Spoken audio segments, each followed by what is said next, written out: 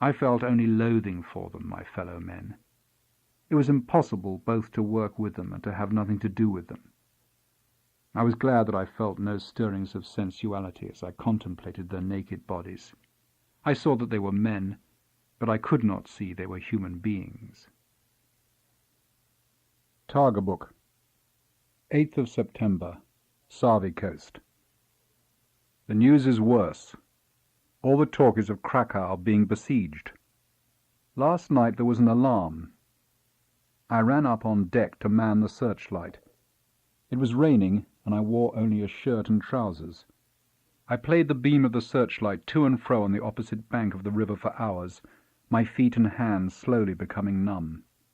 Then we heard the sound of gunfire, and I at once became convinced I was going to die that night. The beam of the searchlight was a lucent arrow pointing directly at me. And for the first time I felt, being face to face with my own death, with possibly only an hour or two of life remaining to me, that I had in those few hours the chance to be a good man, if only because of this uniquely potent consciousness of myself.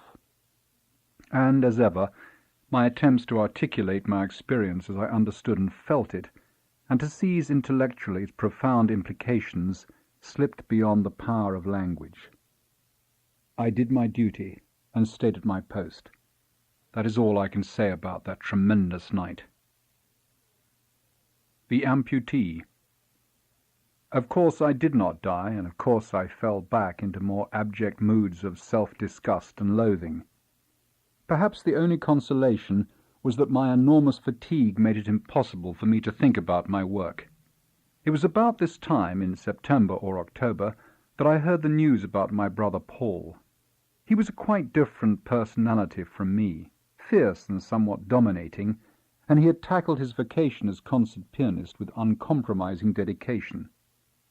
Since his debut, his future seemed assured, an avenue of bright tomorrows. To receive the news, then, that he had been captured by the Russians and had had his right arm amputated at the elbow as the result of wounds he had sustained, was devastating. For days my thoughts were of Paul and of what I would do in his situation. Poor Paul, I thought. If only there were some solution other than suicide. What philosophy it will take to get over this. Targabuk, 13th of October, Nadbruzesha. We have sailed here, waited for 12 hours, and have now been ordered to return to Savi Coast. All day we can hear the mumble of artillery in the east.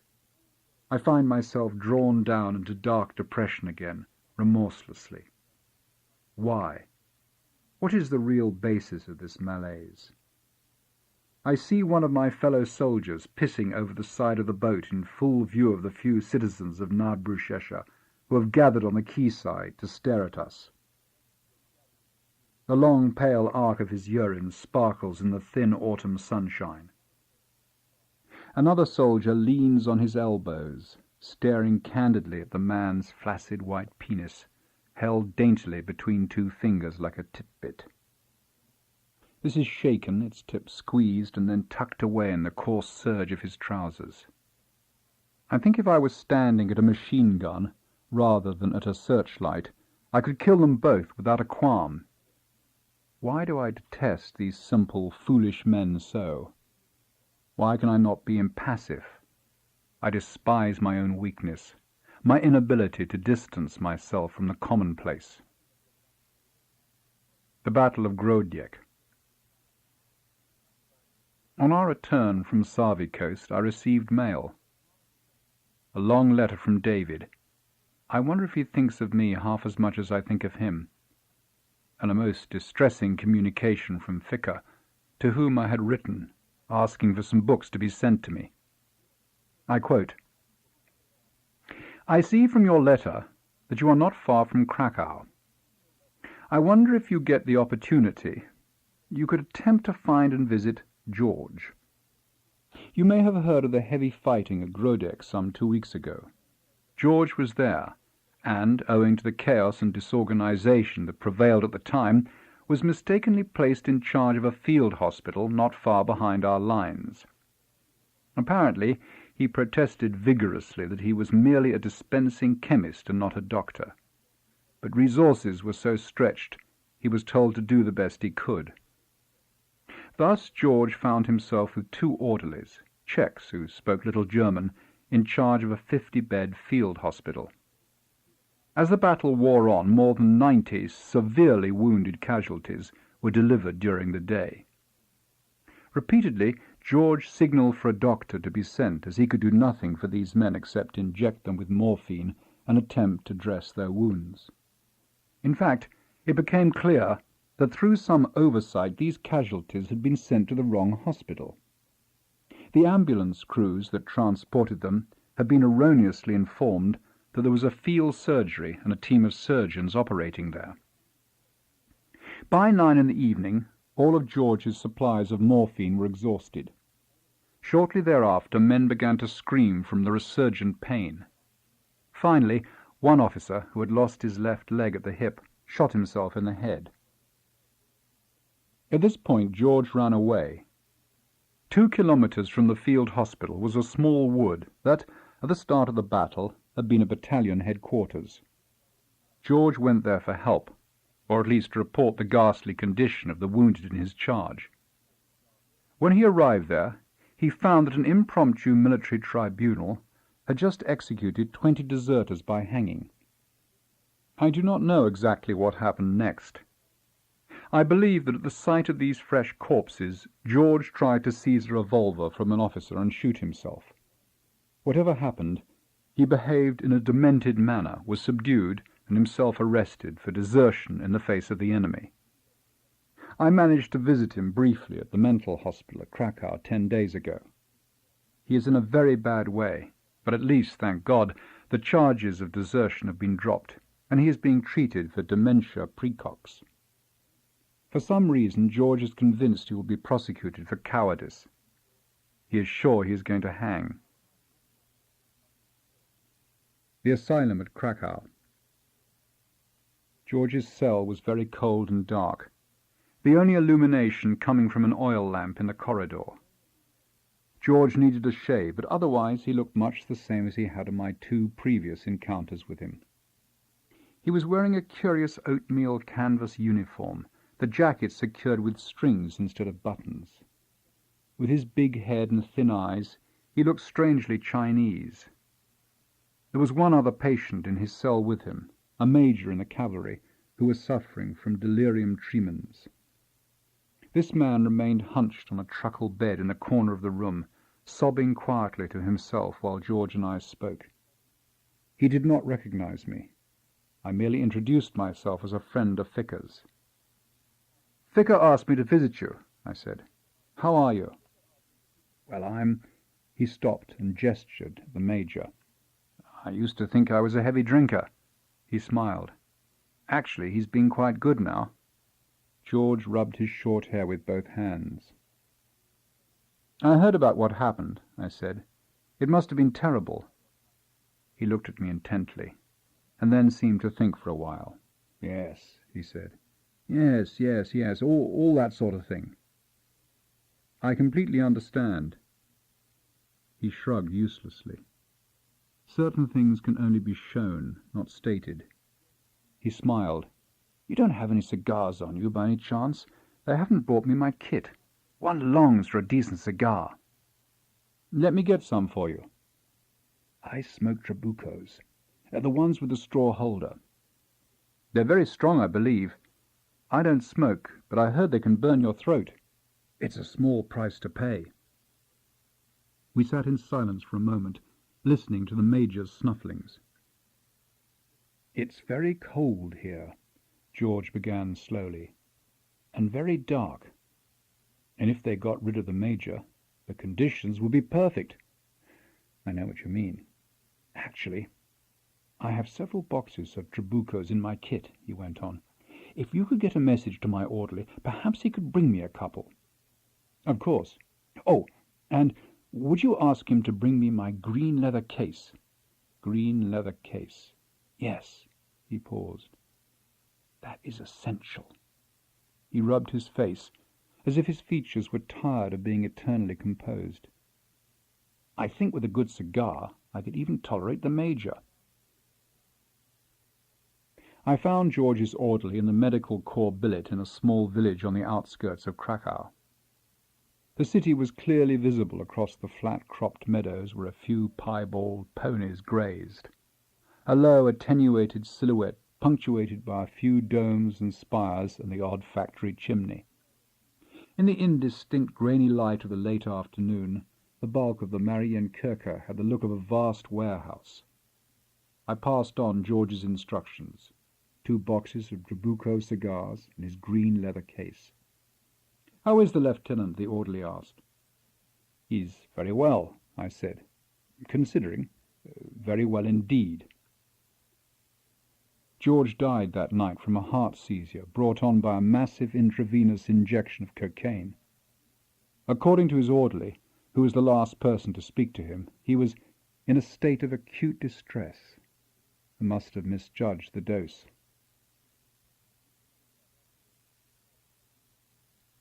Targabuk, 10th of November. Savi Coast. The simplest way to describe the book of moral philosophy that I am writing is that it concerns what can and cannot be said. In fact, it will be only half a book. The most interesting half will be the one that I cannot write. That half will be the most eloquent. Tea at Neuwaldeck. It is springtime. After a shower of rain we take tea on the terrace of the big house at Neuwaldeck. Me, my mother, my sister, Helen and Hermine, and Paul. I'm on leave. Paul has just been returned from captivity as part of an exchange of wounded prisoners.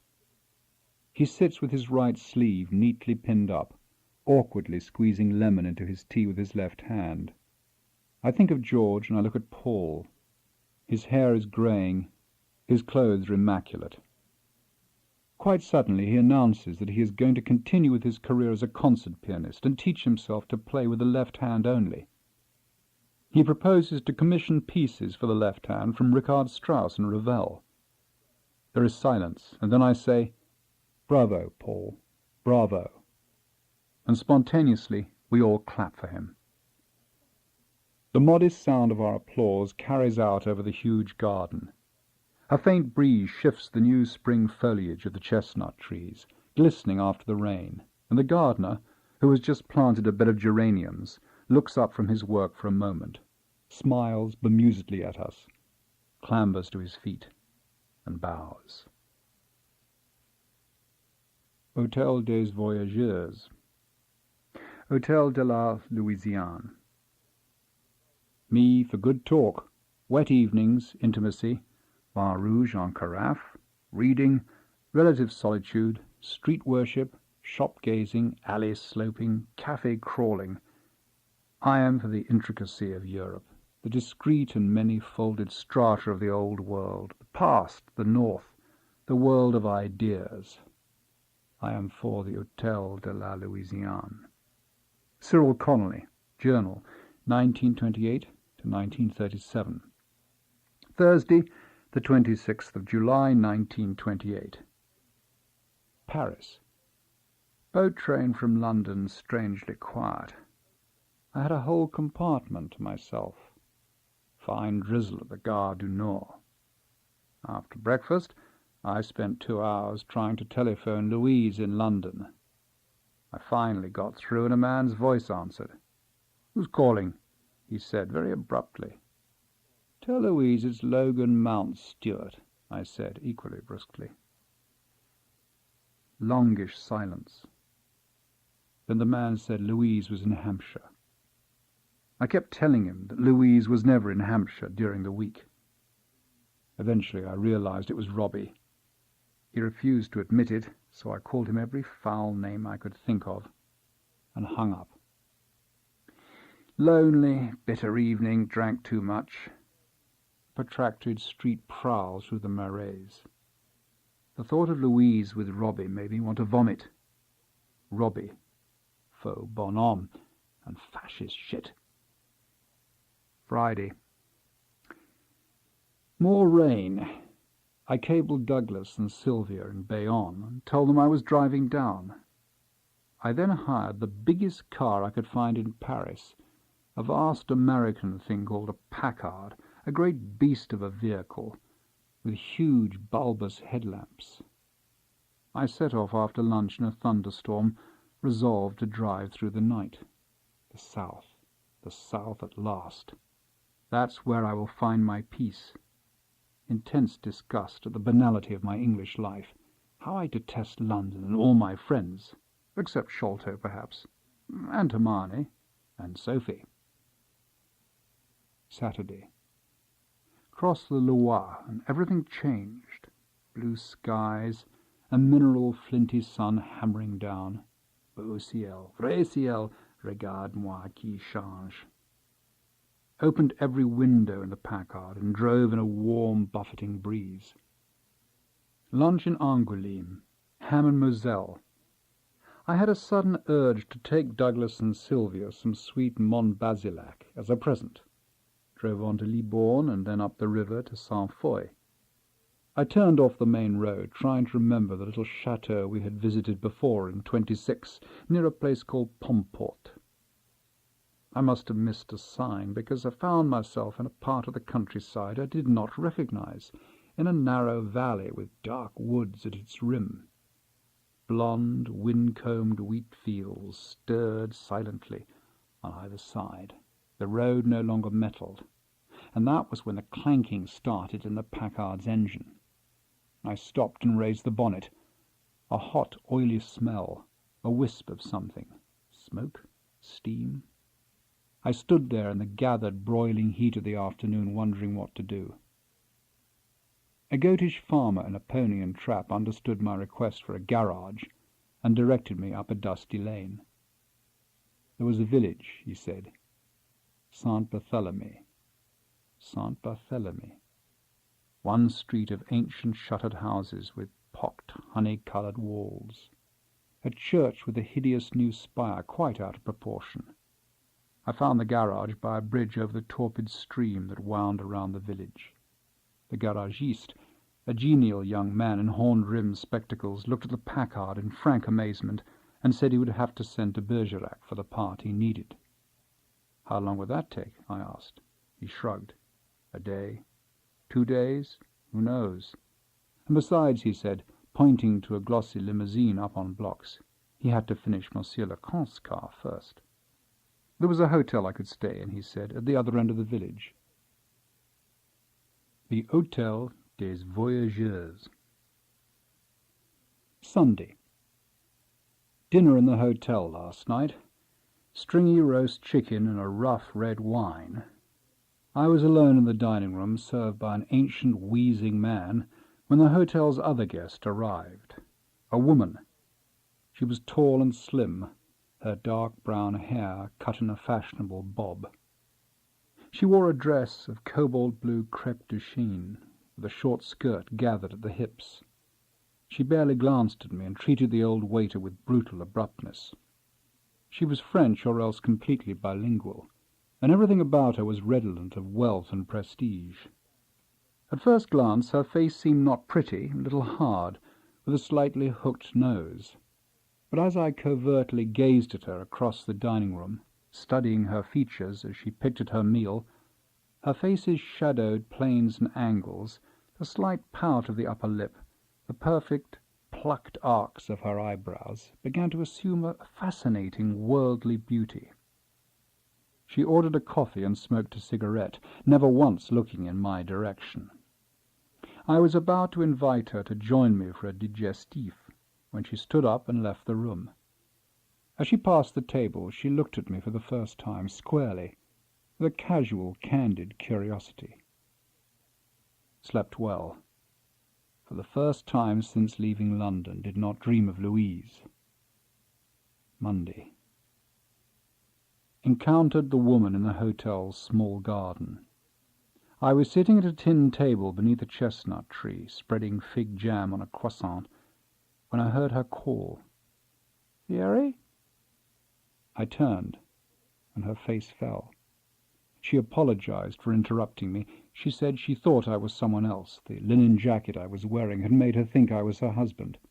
He had one very similar, the same hair color too. I introduced myself. She said she was La Comtesse de Benoit-Voulon. "Your husband is staying here?" I asked. She was tall. Her eyes were almost on the same level as mine. I could not help noticing the way the taut silk singlet she wore clung to her breasts. Her eyes were very pale brown. They seemed to look at me with unusual curiosity. She told me her husband was visiting his mother. The arc of an eyebrow lifted. "The old lady and I," she paused diplomatically, "we do not enjoy each other's company, so I prefer to wait in the hotel.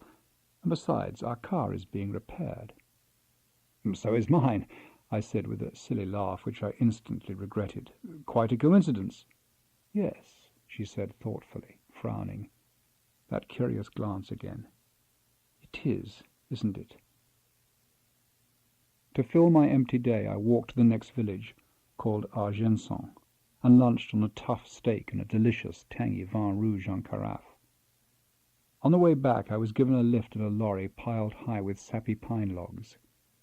My nose prickled with resin all the way back to Saint Barthélemy.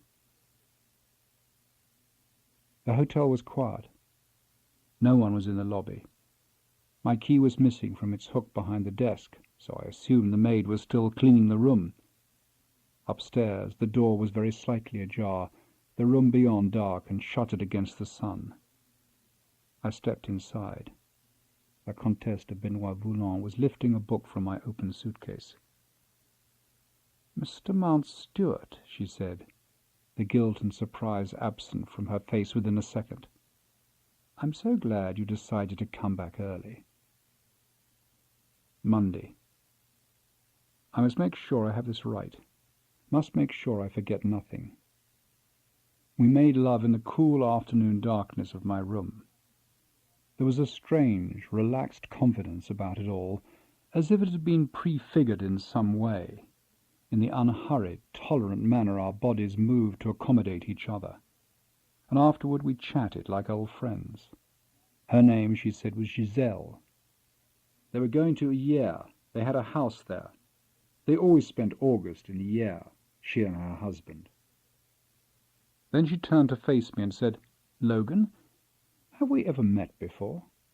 I laughed. I think I would have remembered. "Perhaps you know Thierry. Perhaps I've seen you with Thierry." "Definitely not." She cradled my face in her hands and stared fiercely at me. She said in a quiet voice, "He didn't send you, did he? If he did, you must tell me now." Then she herself laughed when she saw my baffled look, heard my baffled protestations. "Forget it," she said. "I always think he's playing tricks on me. He's like that, Thierry, with his games." I slept that afternoon, and when I awoke she had gone. Downstairs the old waiter had set only one table for dinner. I asked where the lady was, and he said she had paid her bill and left the hotel. At the garage the limousine had gone. The young garagiste proudly brandished the spare part for my Packard and said it would be ready tomorrow. I pointed at the empty blocks where the Count's car had been. "Did he come for his car?" 2 hours ago. With his wife." "Who? Was there a woman with him, a lady?" "Oh, yes." The garagiste smiled at me and offered me one of his yellow cigarettes, which I accepted. "Every year he spends 2 days with his mother on his way south. Every year there's a different one." "Different wife?" He looked at me knowingly. He drew heavily on his cigarette, his eyes wistfully distant. "They're from Paris, these girls. Amazing." He shook his head in frustrated admiration. Once a year Saint Barthélemy was graced by one of these astonishing women, he said, these radiant visitors. They stayed in the Hôtel des Voyageurs. One day, he was going to go to Paris and see them for himself. Tuesday. At the Café Riche et des Sports in Bergerac, I finish my article on Saint-Beuve. I pour a cognac into my coffee and compose a telegram to Douglas cancelling my visit. Oh, qu'ils sont pittoresques les trains manqués. That will not be my fate. I unfold my road map and plot a route to years. Never saw Brazil. On one of the sunniest of bright May mornings, Senator Don Liceu Maximiliano Lobo needlessly ran his comb through his neat goatee and ordered his chauffeur to pull off to the side of the road. On mornings like these he liked to walk the remaining 500 meters to his office, which he maintained out of sentiment's sake and because of the sea breezes in Salvador's Cidade Alta.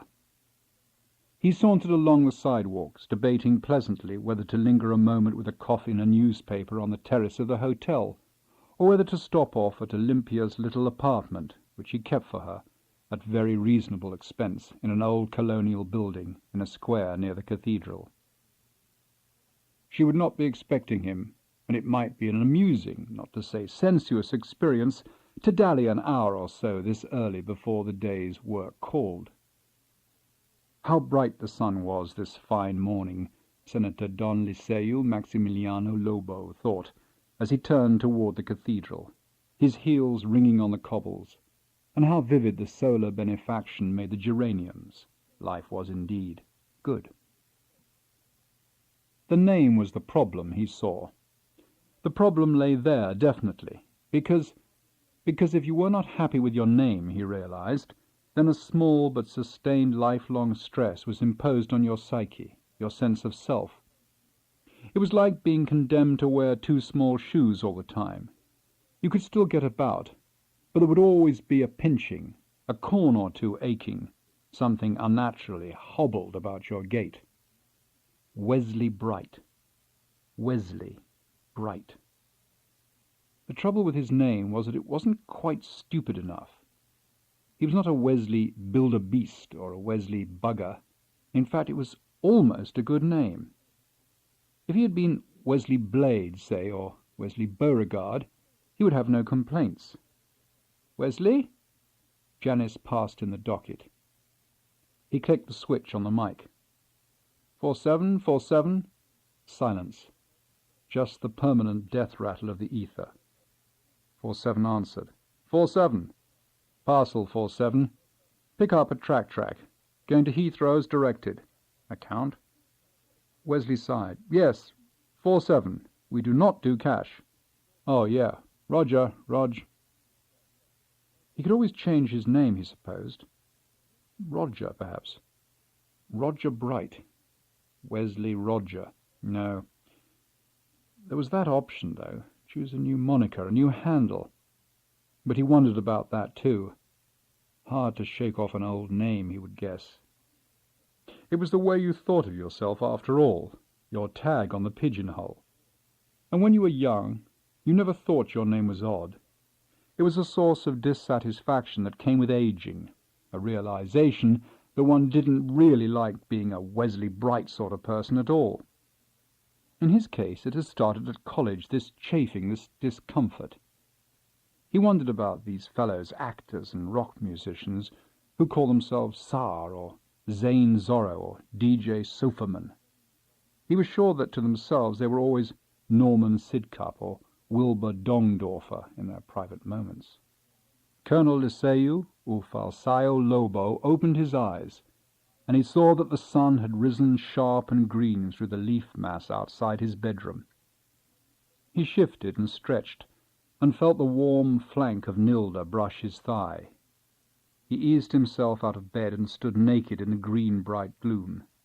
He freed his sweaty balls, tugging delicately at his scrotum.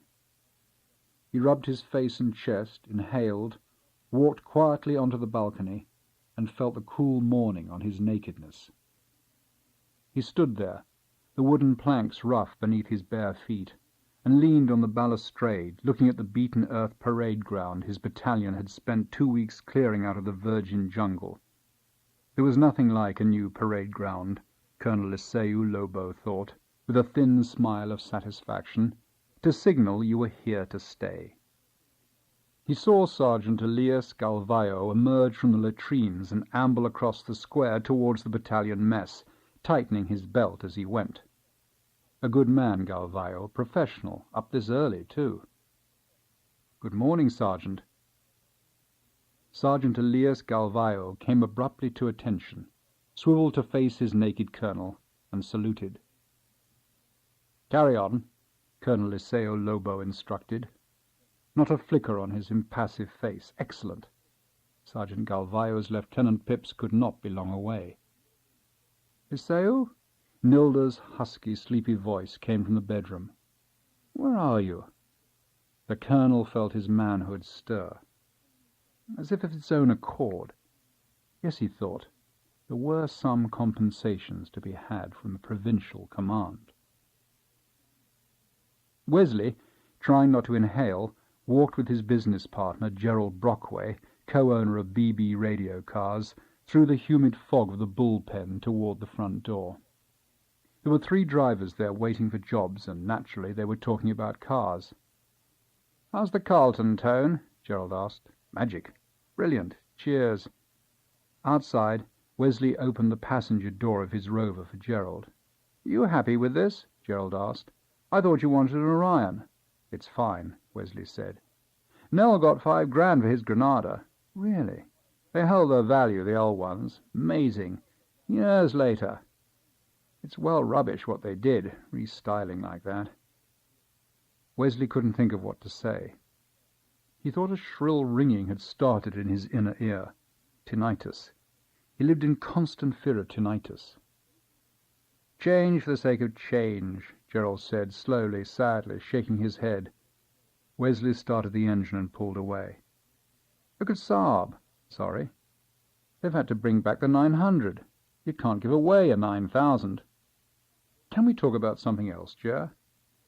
Gerald looked at him. "You all right?" "Of course, just, you know." "No problem, my son. Where are we going to eat?" "Everyone has heard of samba and bossa nova, sure," Wesley said. "But this is another type of music called chorinho. Not many people know about it. Love it. Play it all the time. I can lend you some CDs. I like to give him a break, Wes, but something in me says fire the bastard. Why should we help him, Wes? Why? Big error.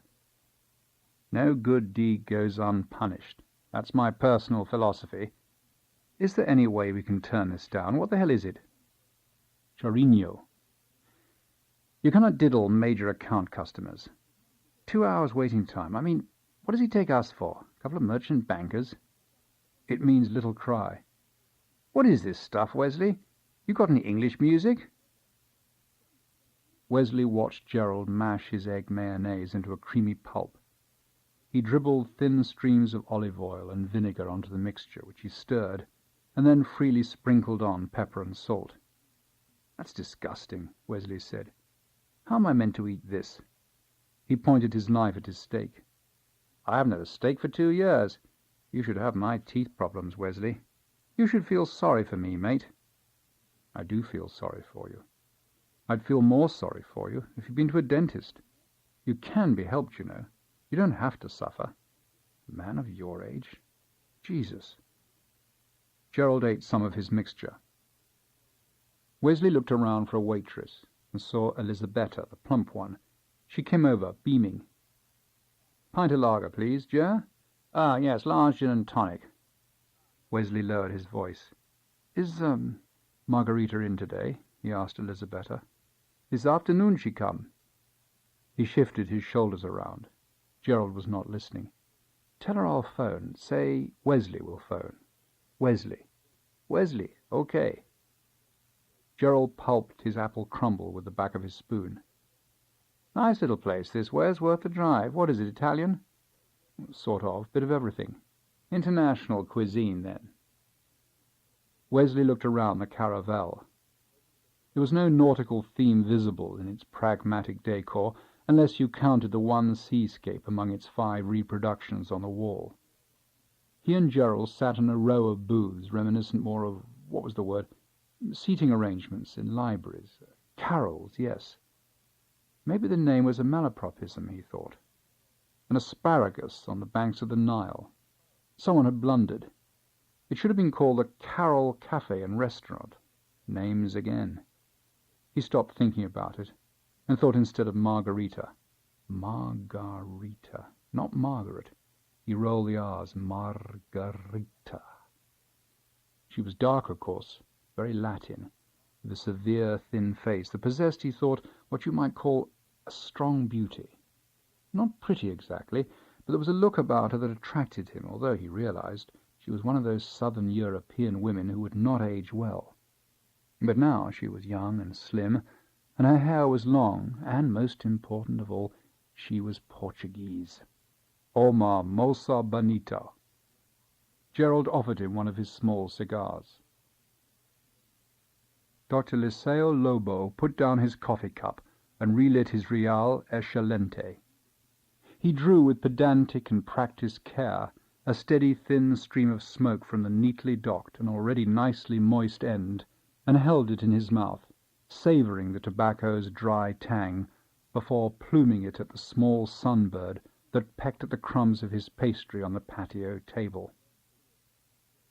The bird flew off with a shrill "Shack," and Dr. Liceo Lobo chuckled. It was time to return to the clinic. Signora Fontanova was due for her vitamin D injections. He felt Aldagisa's hand on his shoulder, and he leaned his head back against her firm midriff. Her finger trickled down over his collarbone and tangled and twirled the dense grey hairs on his chest. "Your mother wants to see you." Wesley swung open the gate to his small and scruffy garden, and reminded himself yet again to do something about the clematis that overburdened the trellis on either side of his front door. Pauline was bloody meant to be I.C. Garden, he told himself, irritated at her, but then he also remembered he had contrived to keep her away from the house the last month or so, prepared to spend weekends and the odd night at her small flat rather than have her in his home. As he hooked his door keys out of his tight pocket with one hand, he tugged with the other at a frond of clematis that dangled annoyingly close to his face, and a fine confetti of dust and dead leaves fell quickly onto his hair and shoulders. After he had showered, he lay naked on his bed, his hand on his cock, and thought about masturbating, but decided against. He felt clean, and for the first time that day almost relaxed. He thought about Margarita, and wondered what she looked like with her clothes off. She was thin, perhaps a little on the thin side for his taste, if he were honest, but she did have a distinct bust, and her long, straight hair was always clean, though he wished she wouldn't tuck it behind her ears and drag it taut into a lank, swishing ponytail. Restaurant regulations, he supposed. He realized then that he had never seen her with her hair down, felt for a moment a sharp, intense sorrow for himself and his lot in life. He sat up and swung his legs off the bed, amazed that there was a shimmer of tears in his eyes. "God, Jesus," he said mockingly to himself out loud. "Poor little chap." He dressed himself brusquely. Downstairs he poured himself a large rum and coke and put Milton Nascimento on the CD player and hummed along to the great man's ethereal falsetto. Never failed to cheer him up, never failed. He took a great gulp of the chilled drink and felt the alcohol surge. He swayed over to the drinks cabinet and added another slug. It was only 4:30 in the afternoon. Fuck it, he thought. Fuck it. He should have parked somewhere else, he realized crossly, as unexpected sun warmed the Rover while he waited outside Pauline's bank. He didn't have a headache, but his palate was dry and stretched, and his sinuses were responding unhappily to the rum. He flared his nostrils and exhaled into his cupped hand. His breath felt unnaturally hot on his palm. He sneezed 3 times violently. "Come on, Pauline, Jesus." She emerged from the stout teak doors of the bank, waved and skittered over towards the car. High heels, he saw. She has got nice legs, definitely, he thought. Thin ankles. They must be 3-inch heels, he reckoned. She'll be taller than me. Was it his imagination, or was it the sun flashing off the small diamond cluster of her engagement ring? He leaned across the seat and flung the door open for her. "Wesley, you going to a funeral or something? Gaw!" It's just a suit, Jesus. It's a black suit. Black. Really? Charcoal grey. Where's your Prince of Wales check? I love that one. Cleaners. You don't wear a black suit to a christening, Wesley. Honestly. Professor Liceo Lobo kissed the top of his mother's head and sat down at her feet. Hey, little mama, how are you today? Oh, I'm fine. A little closer to God. Nah, little mama. He needs you here to look after me. She laughed softly and smoothed the hair back from his forehead in gentle combing motions. Are you going to the university today? Tomorrow. Today is for you, little mama. He felt her small, rough hands on his skin at the hairline and closed his eyes. His mother had been doing this to him ever since he could remember. Soothing, like waves on the shore. Like waves on the shore, your hands on my hair. The line came to him, and with it elusively, a hint of something more. Don't force it, he told himself. It will come. The rhythm was fixed already, like waves on the shore. The mother figure, Mother Earth. Maybe there was an idea to investigate. He would work on it in the study, after dinner. Perhaps a poem. Or maybe the title of a novel. As ondas en la praia. It had a serene yet epic ring to it. He heard a sound and looked up, opening his eyes to see Marialva carrying a tray. The muffled belling of ice in a glass jug filled with a clear fruit punch. 7 glasses. The children must be back from school. Wesley looked across the room at Pauline trying vainly to calm the puce-wailing baby. Daniel Ian Young, his nephew. It was a better name than Wesley Bright, he thought, just, though he had never come across the 2 Christian names thus conjoined before. A bit of a mouthful. He wondered if he dared point out to his brother-in-law the good decade-odd remorseless bullying that lay ahead for the youngster once his peers discovered what his initials spelled. He decided to store it away in his grudge bunker as potential retaliation. Sometimes Dermot really got on his wick. He watched his brother-in-law, Dermot Young, approach, 2 pint tankards in hand. Wesley accepted his gladly. He had a terrible thirst.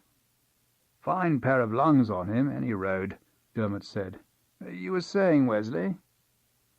No, it's a state called Minas Gerais, quite remote, but with this amazing musical tradition.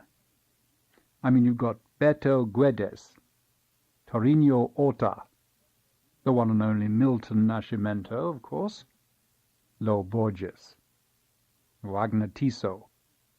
All these incredible talents who... Helen! Can you put him down or something? We can't hear ourselves think here. Wesley gulped fizzy beer.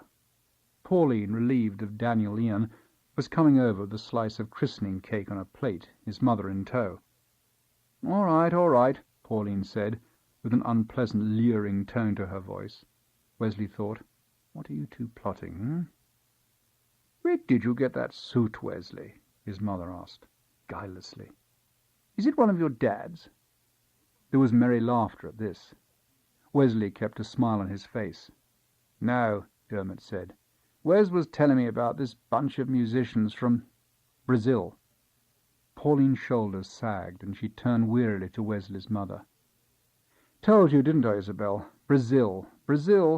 Told you, honestly. You and Brazil, his mother admonished. It's not as if we've got any Brazilians in the family. Not as if you've ever been there, Pauline said, distinct hostility in her voice. Never even set foot. Wesley silently hummed the melody from a João Gilberto samba to himself. Gilberto had taken the traditional form and distilled it through a good jazz filter. It was João who had stripped away the excess of percussion in Brazilian music and brought the bossa nova to the... Yeah, what is it with you in Brazil, Wes? Dermot asked, a thin line of beer suds on his top lip. What gives? Wang! Wang! Esau Lobo put down his guitar, and before selecting the mandolin, he tied his dreadlocks back behind his head in a slack bun. Gibson Piaçava played a dull roll on the zabumba, Lisao Lobo began slowly to strum the musical phrase that seemed to be dominating the waves on the shore at this stage in its extemporized composition. Joel Carlos Brandt automatically started to echo the mandolin phrases on his guitar, and Bola de Rocha plaintively picked up the melody on his saxophone. Joel Carlos Brandt automatically started to echo the mandolin phrases on his guitar, and Bola de Rocha plaintively picked up the melody on his saxophone. Behind the glass of the recording studio, Albertina swayed her hips to and fro to the sinuous rhythm that was slowly building. Pure Chorino, she thought, sensuous yet melancholy. Only Lisaio is capable of this. Of all the great chorus in Brazil, he was the greatest. At that moment, he looked around and caught her eye, and he smiled at her as he played. She kissed the tip of her forefinger and pressed it against the warm glass of the window that separated them. Once Lisaio and his fellow musicians started a session like this, it could last for days, weeks even. She would wait patiently for him, though, wait until he was finished, and take him home to their wide bed. Wesley stepped out into the back garden and flipped open his mobile phone. "Café Caravelle, may I help you, please?" Could I speak to, Margarita?" "Margarita, telefono!" In the chilly dusk of a back garden in Hounslow, Wesley Bright listened to the gabble of foreign voices, the erratic percussion of silverware and china, and felt he was calling some distant land far overseas. A warmth located itself in his body, a spreading coin of heat deep in his bowels. "Hello," that slight guttural catch on the H. "Margarita, it's Wesley." "Hello." "Wesley, it's me, Wesley." "Please?" "Wesley!" He stopped himself from shouting louder in time, and repeated his name in a throat-tearing whisper several times, glancing around at the yellow windows of Dermot's house. He saw someone peering at him in silhouette. "Ah, Wesley," Margarita said. "Yes?" "I'll pick you up at 10 outside the cafe." Pauline stood at the kitchen door, frowning out into the thickening dusk of the garden. Wesley advanced into the rectangle of light the open door had thrown on the grass. "What are you up to, Wesley?" Wesley slid his thin phone into his hip pocket. "Needed a breath of fresh air," he said. "I'm feeling a bit off, to tell the truth. Those vol au vents tasted dodgy to me." Pauline was upset. She had been expecting a meal out after the christening, but she was also concerned for him and his health. "I thought you looked a bit sort of pallid," she said, when he dropped her off at her flat. She made him wait while she went inside and re-emerged with 2 sachets of mint infusion. "To help settle your stomach," she said. She took them whenever she felt bilious, she told him, and they worked wonders. As he drove off, he smelled strongly the pungent impress of her perfume, or powder, or make-up on his cheek where she had kissed him, and he felt a squirm of guilt at his duplicity, if something so easily accomplished merited the description, and a small pelt of shame covered him for a minute or two as he headed east toward the Café Caravelle and the waiting Margarita. Her hair was down, and he was both rapt and astonished at the change it wrought in her. And to see her out of black, too, he thought, it was almost too much. He carried their drinks through the jostling, noisy pub to the back where she sat on a high stool, elbow resting on a narrow shelf designed to take glasses. She was drinking a double vodka and water, no ice and no slice, a fact he found exciting and vaguely troubling. He had smelled her drink as the barmaid had served up his rum and coke, and it had seemed redolent of heavy industry, some strange fuel or new lubricant, something one would pour into a machine rather than down one's throat. It seemed also definitely not a drink of the warm South either, not at all apt for his taciturn Latin beauty, more suited to the bleak cravings of a sheet metal worker in Smolensk. Still, it was gratifying to observe how she put it away, shudderless, in 3 pragmatic draughts. Then she spoke, briefly, brutally, of how much she hated her job. It was a familiar theme, one Wesley recognized from his 2 previous social encounters with Margarita. The first a snatched coffee and a hamburger franchise before her evening shift began, and then a more leisurely autumnal Sunday lunch at a brash pub on the river at Richmond. On that last occasion she had seemed out of sorts, cowed perhaps by the strapping conviviality of the tall, noisy lads and their feisty, jolly girls. But tonight she had returned to the same tiresome plaint, the mendacious and rebarbative qualities of the Caravel's manager. Sir Wesley had to concede it was clearly something of an obsession. They had kissed briefly and not very satisfactorily after their Sunday pub tryst, and Wesley felt this allowed him now to take her free hand, her other held her cigarette, and squeeze it. She stopped talking, and, he thought, half smiled at him. "Wesley," she said, and stubbed out her cigarette. Then she grinned. "Tonight, I think I want to be drunk." There you had it, he thought. There, that was it. That moment held the gigantic difference between a Pauline and a margarita, a mint infusion and an iceless vodka. He felt his bowels weaken with shocking desire. He returned to the bar to fetch another drink for her, and ordered the same for himself. The tepid alcohol seemed all the more powerful for the absence of chill. His nasal passages burned, and he wrinkled his tear-flooded eyes. Made from potatoes? Hard to believe. Or is it potato peelings? His teeth felt loose. He stood beside her. Someone had taken his stool. Margarita sipped her drink with more decorum this time. "I hate that fucking job," she said. He raised her knuckles to his lips and dabbed at them. "God, I've missed you," he said, then took a deep breath. "Margarita," he said softly, "tengo mucho atrasado para tú." He hoped to God he had it right, with the correct slushing and nasal sounds. He found Portuguese farcically difficult to pronounce, no matter how many hours he spent listening to his tapes. She frowned. "Too fast, you fool, you bloody fool." "What?" Her lips half formed a word. I don't—" More slowly, more carefully. "Tengo muito atrasado, muito para tú." He slipped his hand around her thin back, fingers snagging momentarily on the buckle of her bra, and drew her to him. He kissed her, there in the hot pub, boldly, with noticeable teeth clash, but no recoil from Margarita. He moved his head back, his palm still resting on her body, warm above her hip. She touched her lips with the palp of her thumb, scrutinizing him, not hostile, he was glad to see, not even surprised. She drank some more of her flat grey drink, still looking at him over the rim of her glass. "Sempre para tu, Margarita. Sempre." Huskily this, sincere. "Wesley, what are you saying? Sempre, I know, but the rest?" "I am speaking Portuguese." "For why?" Because I want to speak your language to you. I love your language, you must understand. I love it. I hear it in my head in your music." "Well—" She shrugged and reached for her cigarettes. "Then you must not speak Portuguese at me, Wesley. I am Italian." Martha shucked off her brassiere, and had hooked down her panties with her thumbs within seconds, Liceo Lobo thought of his entering her room in the bordello.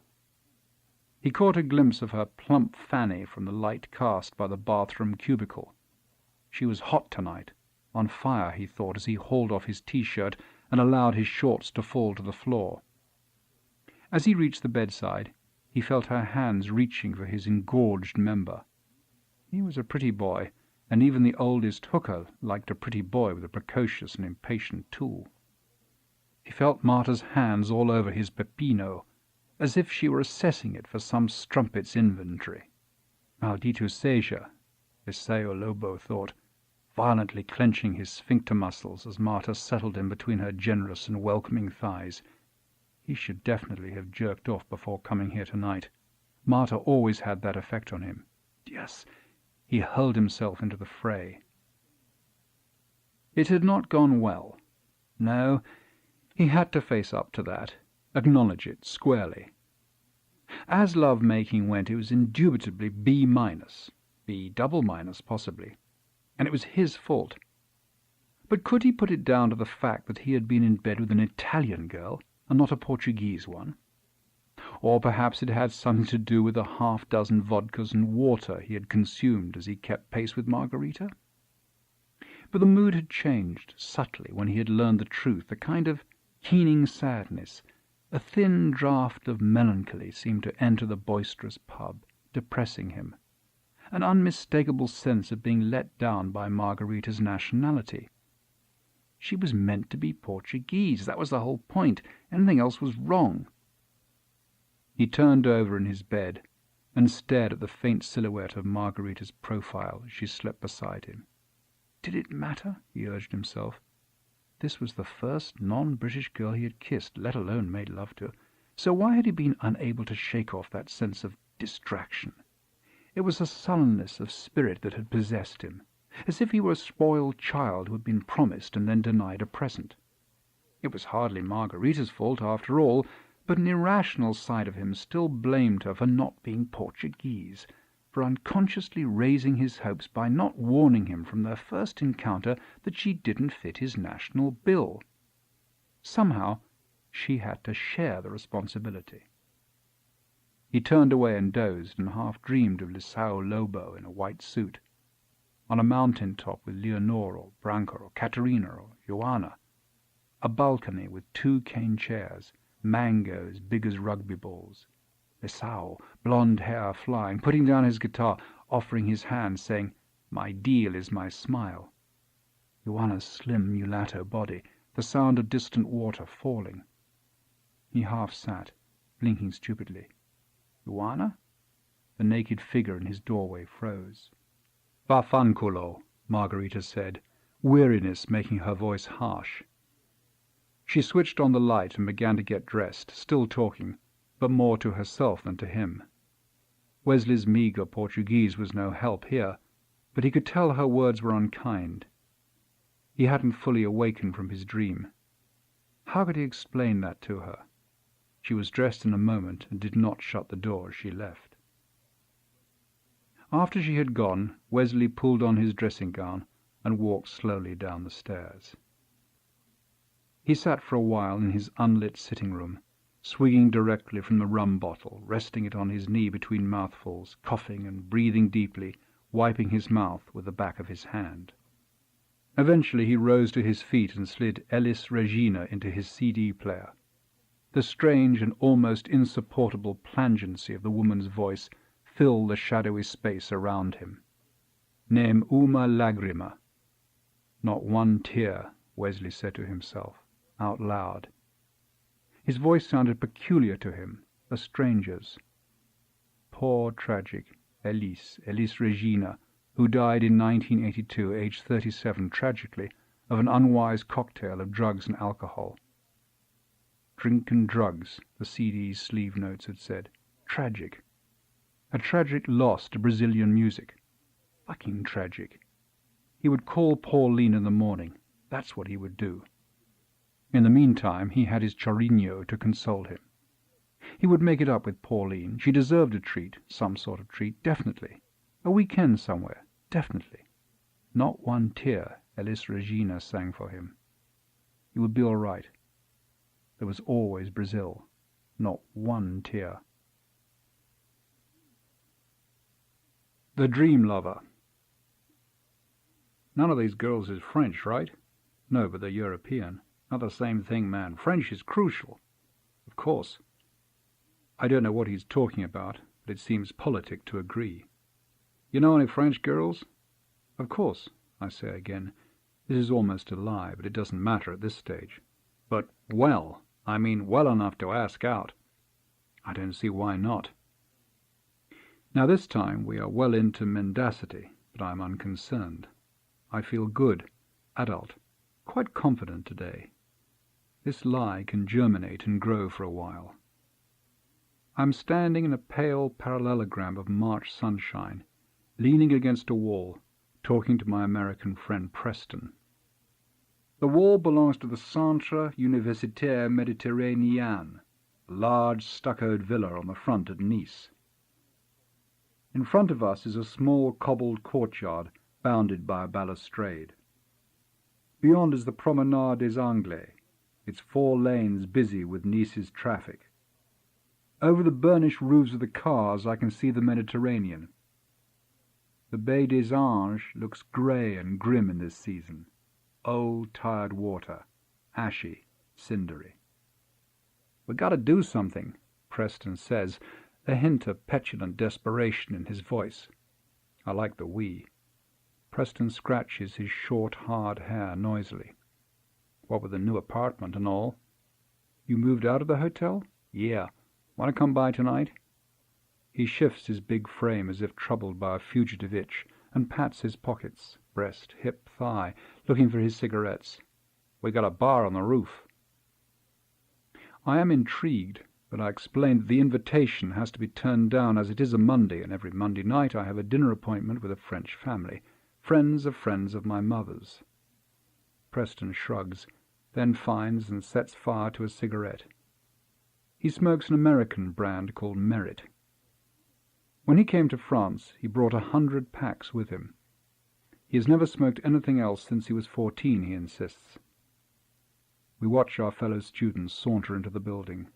They are nearly all strangers to me, these bright boys and girls, as I have been in Nice only a few weeks, and so far Preston is the only friend I have made.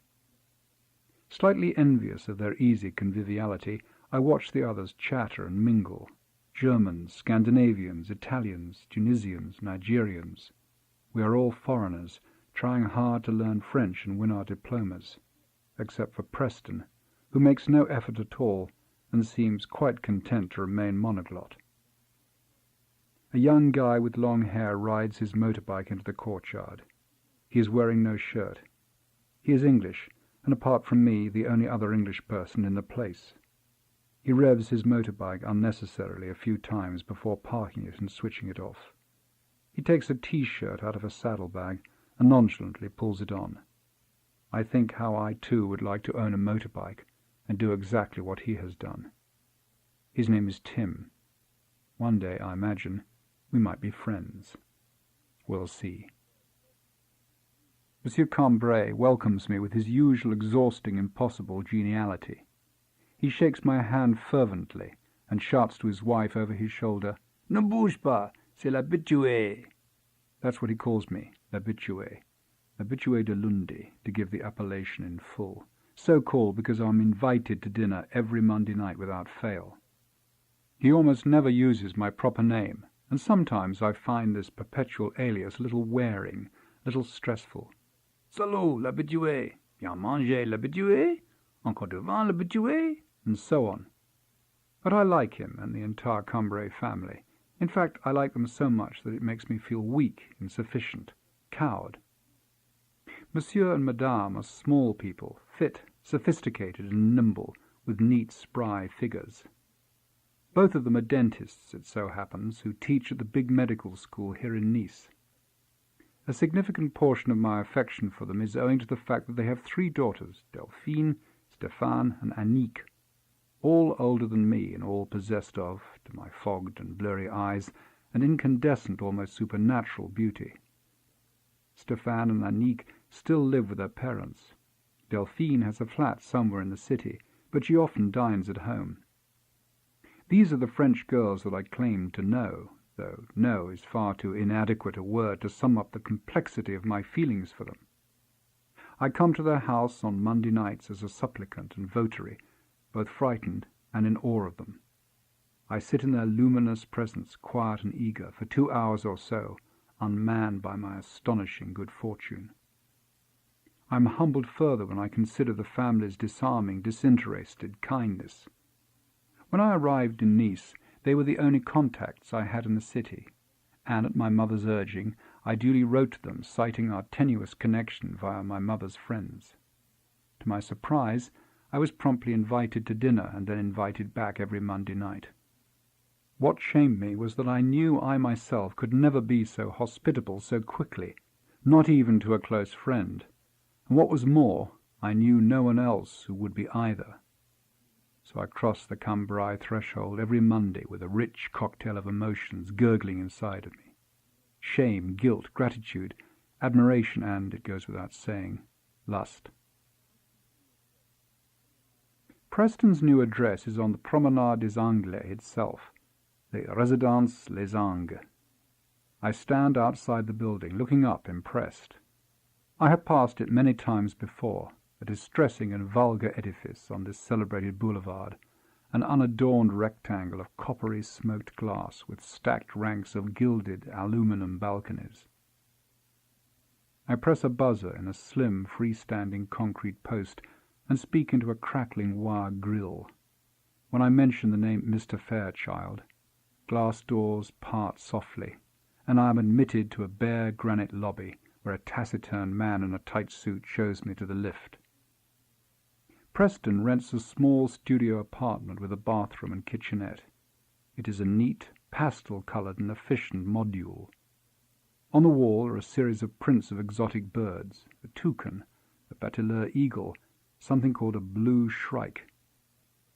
As I stand there looking around, I think of my own temporary home, my thin room in Madame d'Amico's ancient, dim apartment, and the inefficient and bathless bathroom I have to share with her other lodgers, and a sudden hot envy rinses through me. I half hear Preston enumerating various financial consequences of his tenancy. How much this studio costs a month, the outrageous supplement he had to pay even to rent it in the first place, and how he had been obliged to cash in his return fare to the States, first class, in order to meet it. He says he has called his father for more money. We ride up to the roof, 6 stories above the promenade. To my vague alarm, there is a small swimming pool up here, and a large glassed-in cabana, furnished with a bamboo bar and some rattan seats, labelled Club Les Angles, in neon copperplate. A barman in a short cerise jacket runs this place, a portly, pale-faced fellow with a poor moustache, whose name is Sergei.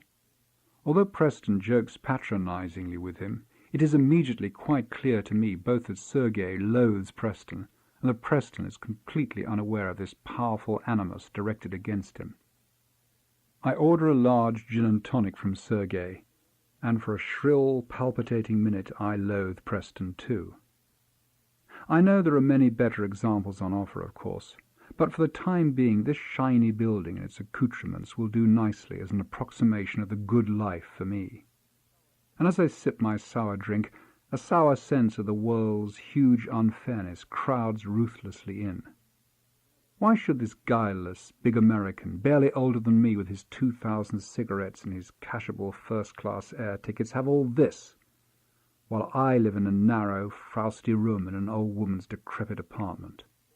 My straitened circumstances are caused by a seemingly interminable postal strike in Britain, which means money cannot be transferred to my Nice account, and I have to husband my financial resources like a neurotic peasant, conscious of a hard winter lowering ahead.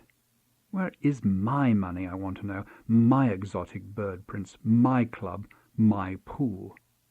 How long will I have to wait before these artifacts become a commonplace of my life? I allow this unpleasant voice to whine and whinge on in my head as we stand on the terrace and admire the view of the bay. One habit I have already learned, even at my age, is not to resist these fervent grudges. Give them a loose rein, let them run themselves out. It is always better in the long run. In fact, I am drawn to Preston and want him to be my friend. He is tall and powerfully built. The word rangy comes to mind, affable and not particularly intelligent. To my eyes, his clothes are so parodically American as to be beyond caricature. Pale blue baggy shirts with button-down collars, old khaki trousers short enough to reveal his white-socked ankles, and big brown loafers. He has fair, short hair and even, unexceptionable features.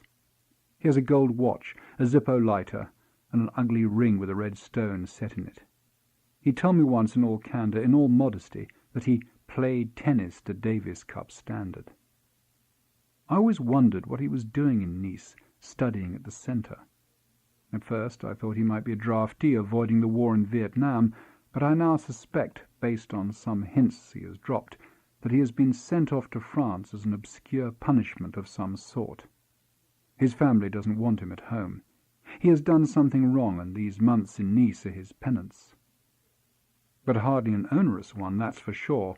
He has no interest in his classes, those he can be bothered to take, or in the language and culture of France. He simply has to endure this exile, and he will be allowed to go back home, where, I imagine, he will resume his soft life of casual privilege and unreflecting ease once more. He talks a good deal about his eventual return to the States, where he plans to impose his own particular punishment or extract his own special reward. He says he will force his father to buy him an Aston Martin. His father will have no say in the matter, he remarks with untypical vehemence and determination. He will have his Aston Martin, and it is the bright promise of this glossy English car that really seems to sustain him through these dog days on the Mediterranean littoral. Soon I find I am a regular visitor at the Résidence Les Angles, where I go most afternoons after my classes are over. Preston and I sit in the club or by the pool, if it is sunny, and drink. We consume substantial amounts, it all goes in his tab, and consequently I am usually fairly drunk by sunset. Our conversation ranges far and wide, but at some point in every discussion Preston reiterates his desire to meet French girls. If I do indeed know some French girls, he says, why don't I ask them to the club? I reply that I am working on it, and coolly change the subject. Over the days, steadily I learn more about my American friend. He is an only child. His father, who has not responded to his requests for money, is a millionaire, real estate. His mother divorced him recently to marry another, richer millionaire. Between his two sets of millionaire parents, Preston has a choice of 8 homes to visit in and around the USA, in Miami, New York, Palm Springs, and a ranch in Montana. Preston dropped out of college after 2 semesters and does not work. Why should I? He argues reasonably. They've got more than enough money for me, too. Why should I bust my ass working, trying to earn more? But isn't it... What do you do all day? All kinds of shit. But mostly I like to play tennis a lot. And I like to fuck, of course. So why did you come to Nice? He grins. I was a bad boy. He slaps his wrist and laughs. Naughty, naughty Preston. He won't tell me what he did. It is spring in Nice. Each day we start to enjoy a little more sunshine, and whenever it appears, within 10 minutes, there is a particular girl lying on the plage publique in front of the centre, sunbathing. Often I stand and watch her spread out there, still, supine, on the cool pebbles, the only sunbather along the entire bay. It turns out, she is well known, that this is a phenomenon that occurs every year. By early summer her tan is solidly established, and she is very brown indeed. By August she is virtually black, with that kind of dense, matte tan, the life burnt out of the skin, her pores brimming with melanin. Her ambition each year, they say, is to be the brownest girl on the Côte d'Azur. I watch her lying there, immobile beneath the iridescent rain of ultraviolet. It is definitely not warm. Even in my jacket and scarf I shiver slightly in the fresh breeze. How can she be bothered? I wonder, but at the same time I have to admit there is something admirable in such single-mindedness, such ludicrous dedication. Eventually I take my first girl to the club to meet Preston. Her name is Ingrid. She is in my class, a Norwegian, but with dark auburn hair. I don't know her well, but she seems a friendly, uncomplicated soul. She speaks perfect English and German. "Are you French?" Preston asks almost immediately. Ingrid is very amused by this. "I'm Norwegian," she explains. "Is it important?" I apologize to Preston when Ingrid goes off to change into her swimming costume, but he waves it away. Not to worry, he says, she's cute. Ingrid returns, and we sit in the sun and order the first of our many drinks. Ingrid, after some prompting, smokes one of Preston's Merit cigarettes. The small flaw that emerges to mar our pleasant afternoon is that the more Ingrid drinks, the more her conversation becomes increasingly dominated by references to a French boy she is seeing called Jean-Jacques. Preston hides his disappointment. He is the acme of good manners. Later we play poker using cheese biscuits as chips. Ingrid sits opposite me in her multicolored swimsuit. She is plumper than I had imagined, and I decide that if I had to sum her up in one word, it would be homely, except for one detail. She has very hairy armpits. On one occasion, she sits back in her chair, studying her cards for a full minute, her free hand idly scratching a bite on the back of her neck. Both Preston's and my eyes are drawn to the thick divot of auburn hair that is revealed by this gesture. We stare at it, fascinated, as Ingrid deliberates whether to call or raise. After she has gone, Preston confesses that he found her unshavenness quite erotic. I am not so sure. That night we sit in the club long into the night, as usual place's sole customers, with Sergei unsmilingly replenishing our drinks as Preston calls for them. Ingrid's presence, the unwitting erotic charge that she has detonated in our normally tranquil, bibulous afternoons, seems to have unsettled and troubled Preston somewhat, and without any serious prompting on my part, he tells me why he has come to Nice. He informs me that the man his mother remarried was a widower, an older man, with 4 children already in their 20s. When Preston dropped out of college, he went to stay with his mother and new stepfather. He exhales. He eats several olives. His face goes serious and solemn for a moment. This man, Michael, had 3 daughters, and a son who was already married. And man, you should have seen those girls. He grins, a stupid, gormless grin. I was 18 years old. I got 3 beautiful girls sleeping down the corridor from me. What am I supposed to do? The answer, unvoiced, seemed to slip into the club like a draught of air. I felt my spine tauten. You mean, yeah, sure.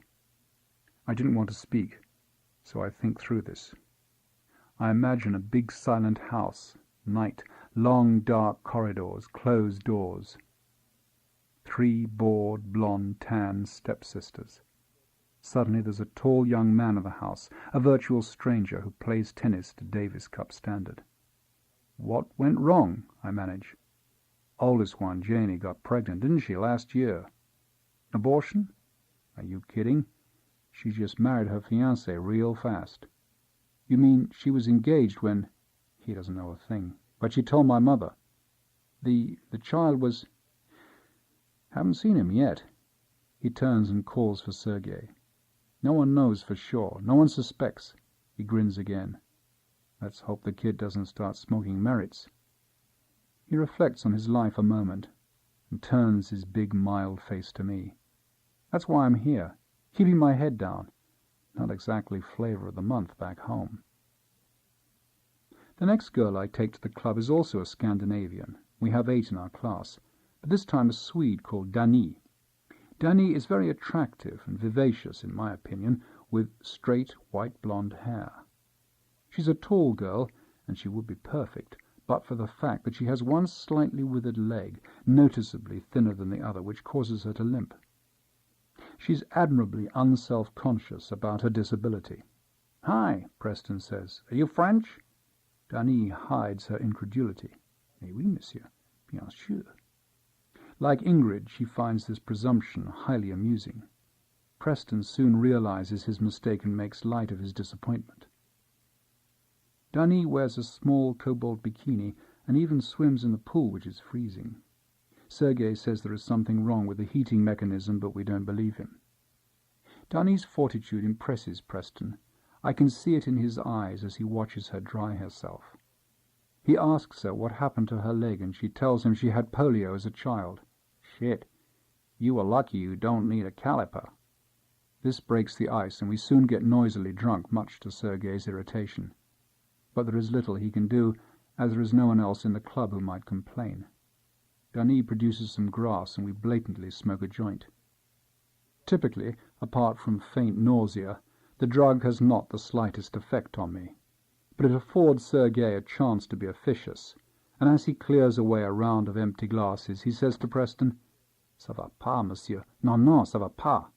"Fuck you, Sergei," he says amiably, and Dunny's unstoppable blurt of laughter sets us all off. I sense Sergei's humiliation, realize the relationship with Preston is changing fast. The truculent deference has gone.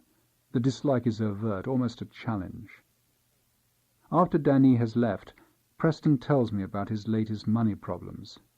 His bar bill at the club now stands at over $400, and the management is insisting it be settled.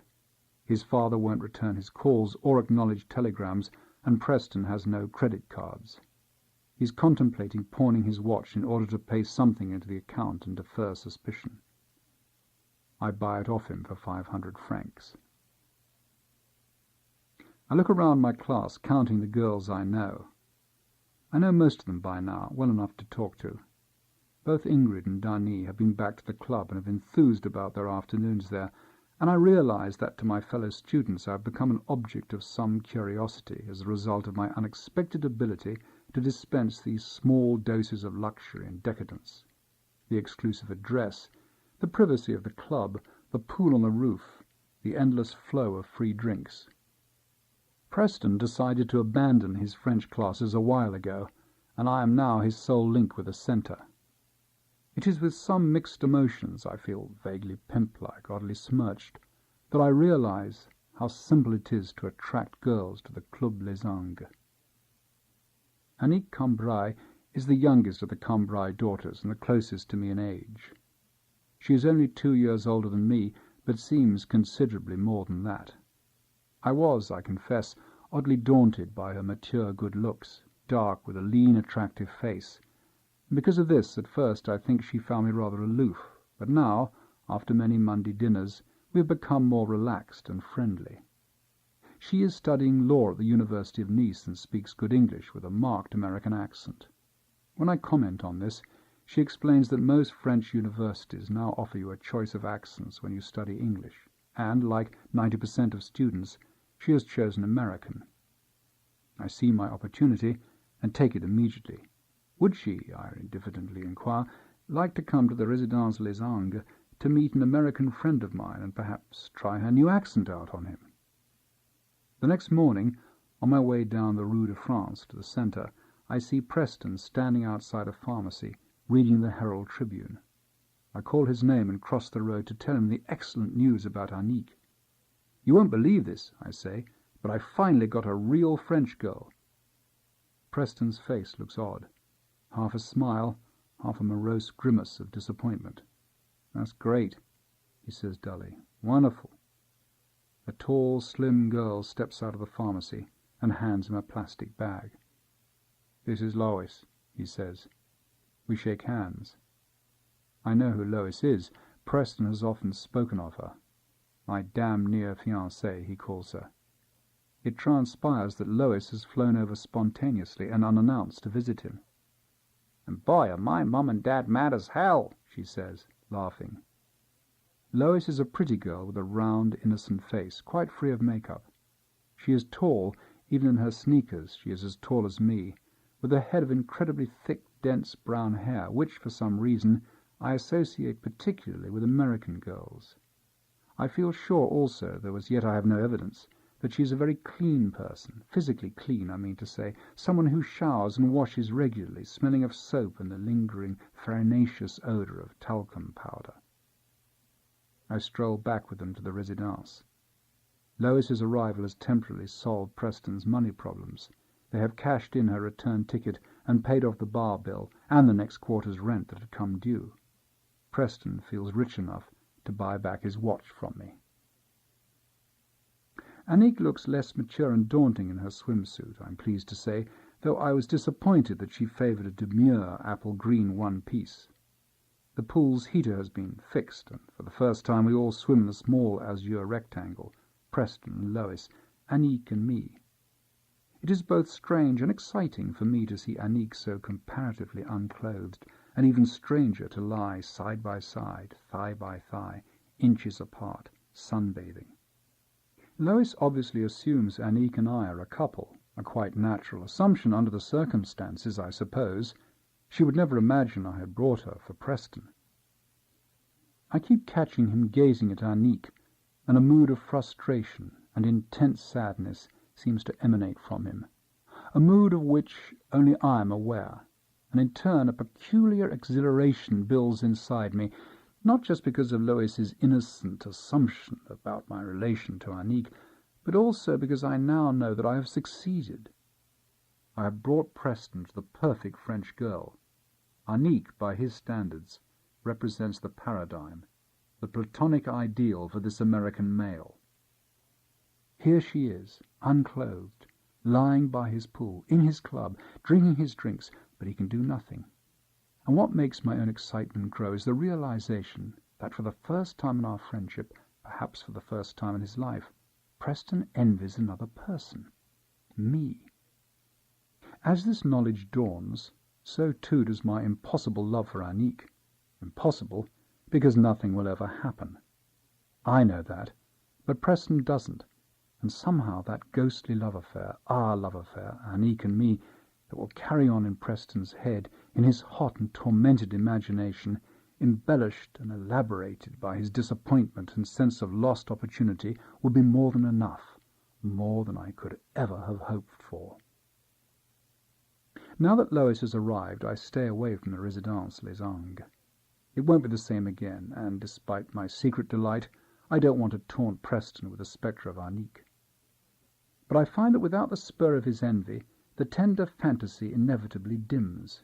In order for my dream life, my dream love to flourish, I need to share it with Preston. I decide to pay a visit. Preston opens the door of his studio.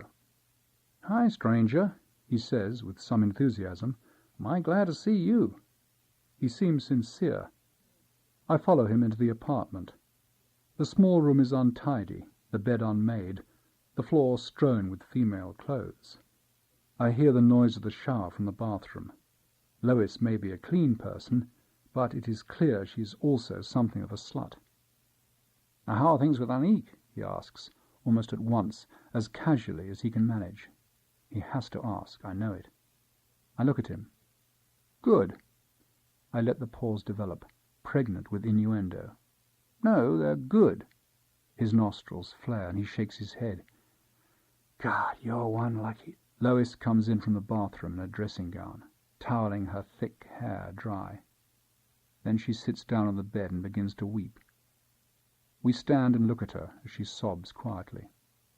"It's nothing," Preston says. "She just wants to go home." He tells me that neither of them has left the building for 8 days. They are completely, literally penniless. Lois's parents have cancelled her credit cards, and collect calls home have failed to produce any response. Preston has been unable to locate his father, and now his stepfather refuses to speak to him, a worrying sign, and although his mother would like to help, she is powerless for the moment, given Preston's fall from grace. Preston and Lois have been living on a diet of olives, peanuts, and cheese biscuits served up in the bar, and, of course, copious alcohol. "Yeah, but now we're even banned from there," Lois says, with an unfamiliar edge to her voice. "Last night I beat up that fuckwit Sergei," Preston explains with a shrug. "Something I had to do." He goes on to enumerate their other problems. The bar bill stands at over $300. Sergei is threatening to go to the police unless he is compensated. The management has grown hostile and suspicious. "We gotta get out of here," Lois says miserably. "I hate it here. I hate it." Preston turns to me. "Can you help us out?" he says. I feel laughter erupt within me. I stand in Nice station and hand Preston 2 train tickets to Luxembourg and 2 one-way Iceland air tickets to New York. Lois reaches out to touch them as if they were sacred relics. "You've got a 6-hour wait in Reykjavik for your connection," I tell him, "but believe me, there is no cheaper way to fly." I bask in their voluble gratitude for a while. They have no luggage with them, as they could not be seen to be quitting the Résidence. Preston says his father is now in New York and assures me I will be reimbursed the day they arrive. I have spent almost everything I possess on these tickets, but I don't care. I'm intoxicated with my own generosity and the strange power it has conferred on me. Lois leaves us to go in search of a toilet, and Preston embraces me in a clumsy hug. "I won't forget this man," he says many times. We celebrate our short but intense friendship and affirm its continuance. But all the while I am waiting for him to ask me. I can feel the question growing in his head like a tumour. Through the crowds of passengers we see Lois making her way back. He doesn't have much time left. "Listen," he begins, his voice low. "Did you and Annie... are you?" "We've been looking for an apartment.